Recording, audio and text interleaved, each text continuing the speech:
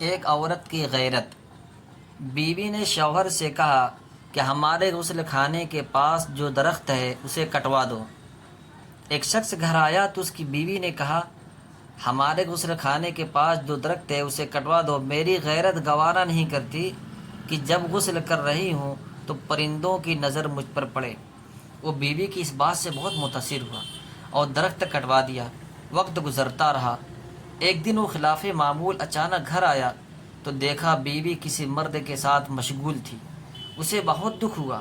وہ اپنا گھر بار چھوڑ کر بغداد چلا گیا اور وہاں اپنا کاروبار شروع کر لیا۔ اللہ نے کاروبار میں خوب برکت دی اور اپنے روز افزوں کاروبار کی بدولت وہ بغداد کے سرکردہ شہریوں میں شمار ہونے لگا، یہاں تک کہ بغداد کے کوتوال تک رسائی بھی حاصل کر لی۔ ایک دن کوتوال کے گھر چوری ہو گئی۔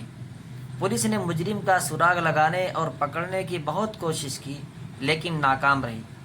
اس نے دیکھا کہ ایک شیخ کا کوتوال کے گھر آنا جانا ہے اور کوتوال ان کی بے حد تعظیم کرتا ہے، لیکن ایک بات اس کی سمجھ میں نہیں آتی تھی کہ شیخ آدھے پاؤں پر چلتے ہیں، پورا پاؤں زمین پر کیوں نہیں رکھتے؟ اس نے کسی سے وجہ پوچھی تو اسے بتایا گیا یہ پورا پاؤں زمین پر اس لیے نہیں رکھتے کہ کہیں کیڑے مکوڑے نہ کچھ لے جائیں۔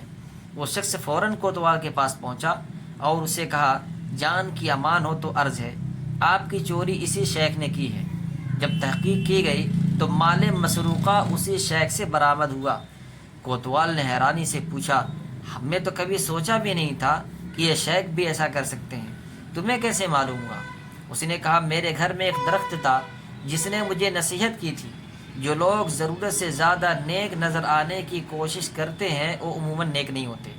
سبق: یہ حقیقت ہے کہ کچھ لوگ فیس بک کی حدود تک ہی بااخلاق رہتے ہیں، حقیقی زندگی میں ان کے شر سے ان کے محلے دار، رشتہ دار، حتیٰ کہ گھر والے بھی پناہ مانگتے ہیں۔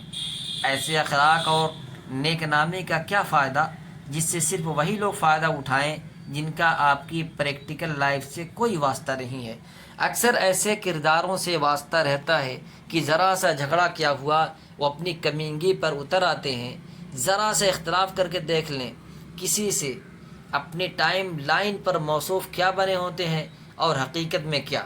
اللہ رب العزت سے دعا ہے کہ ہمیں ظاہری اور باطنی طور پر اعمال صالحہ پر چلنے اور ہمارے معاملات و معاشرات پر بااخلاق رہنے کی توفیق عطا فرمائے، آمین۔